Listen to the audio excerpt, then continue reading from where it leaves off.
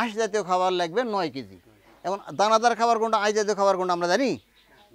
হ্যাঁ, জানেন, হয়তো বলতে পারতেছে না, জানেন সবই আপনারা জানেন, হয়তো বলতে পারতেছে না। দানাদার খাবার হলো খোল, ভুসি, ফিড, এটা হলো দানাদার খাবার। খোল হতে পারে, ভুসি হতে পারে, ফিড হতে পারে, দানাদার খাবার।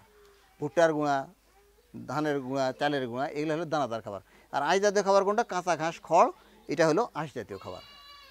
তাহলে দানাদার খাবার কতটুকু? 100 কেজির জন্য 1 কেজি, আর আঁশ জাতীয় খাবার হলো 9 কেজি। এখন আঁশ জাতীয় খাবার 9 কেজির মধ্যে আঁশ জাতীয় খাবার আবার 2 প্রকার, এটা কাঁচা ঘাস, খড়, আর দানাদার খাবার তো খোল, ভুসি, ফিড। তাহলে আঁশ জাতীয় খাবার 9 কেজি, 9 কেজির মধ্যে এখন ঘাস কতটুকু হবে, কাঁচা ঘাস কতটুকু হবে, খড় কতটুকু হবে, সেটা জানতে হবে না? কাঁচা ঘাস হবে 5 থেকে 7 কেজি, আর খড় হবে 2 কেজি। এখন বলবেন ভাই প্রথমেই বললেন আমার কাঁচা ঘাসই নেই, এই জন্য গরু লালন পালন করে নিষেধ করে দিলেন, আবার আপনি 7 কেজি কোত্থেকে আমি দিব, আমার ঘাসই নেই। এখন 7 কেজি শুনতে অনেক কিছু মনে হচ্ছে, ভাই 7 কেজি ঘাস, কাঁচা ঘাস বরং এতটুকু হবে, কারণ কাঁচা তো ওজন বেশি, তার কারণে 5 থেকে 7 কেজি কাঁচা ঘাসই এতটুকু হবে, বরং খড়ই 2 কেজি এতগুলো হবে। এই 5 কেজি 7 থেকে 7 কেজি কাঁচা ঘাস এবং খড় আপনি কাটেন, সুন্দর করে চপিং করেন, করে ওটাকে মাখান, মাখায়ে 100 কেজি ওজনের গরুর জন্য সকালে 4.5 কেজি, বিকালে 4.5 কেজি, 9 কেজি হয়েছে না? সকালে 4.5 কেজি, বিকালে 4, আর দানাদার খাবার কত? 1 কেজি, সকালে হাফ কেজি, বিকালে হাফ কেজি। যদি খাওয়ান, আপনার গরুর পেট উঠার দরকার নেই, ওটা খাইলে গরুটা সুস্থ সবল থাকবে, ওখান থেকে দুধ বৃদ্ধি হবে, স্বাস্থ্য বৃদ্ধি হবে, সব হবে। আর যদি আপনি বলেন গরুর পেট উঠাবো, তাহলে আপনাকে 40 কেজি খাওয়াইতে হবে, আর 40 কেজি খাওয়াইলে কি আপনার দিন শেষে লাভ আসবে? আর এই 40 কেজি খাবার খাইলে আবার ক্ষতিও আছে।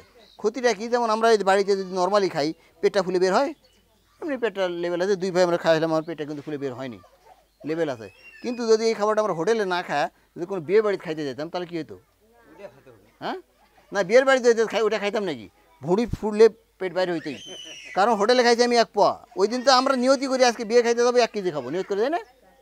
ওই দিন নিয়তি আগে 1 কেজি খাবো, এর গলা পর্যন্ত খাইছি। খাওয়ার পর দেখবেন বাড়িতে বসে থাকতে ভালো লাগে না, শুয়ে থাকতে ভালো লাগে না, লাগে? কোনো কাজ করতেই পারি না, কাজ তো করাই যায় না, বসে থাকতে ভালো লাগে, শুয়ে থাকতে, কেউ পাতলা পায়খানা করে, কেউ বমি করে দেয়, তাই না?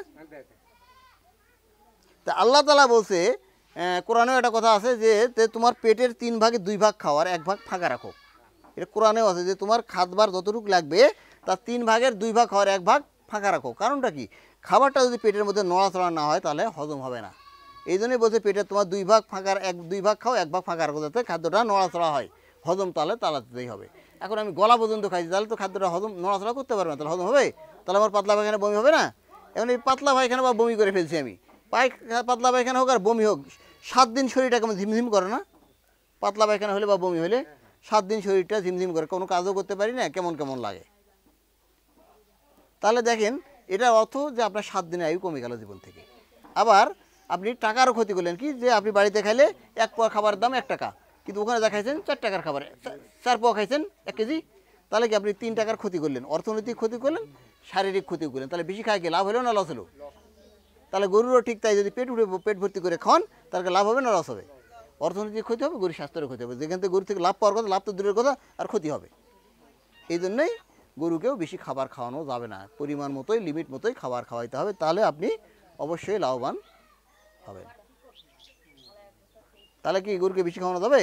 তাহলে এই যে যদি মোটা তাজাকরণের ক্ষেত্রে আমাদের যে ক্যাটেল গ্রোয়ার ফিডটা আছে, আপনারা বলবেন ভাই এসিআইয়ের তো আমরা মিটমোর বাই প্রো জানি, হ্যাঁ মিটমোর বাই প্রো ঠিক আছে, মিটমোর বাই প্রো আমাদের এখনও আছে, কিন্তু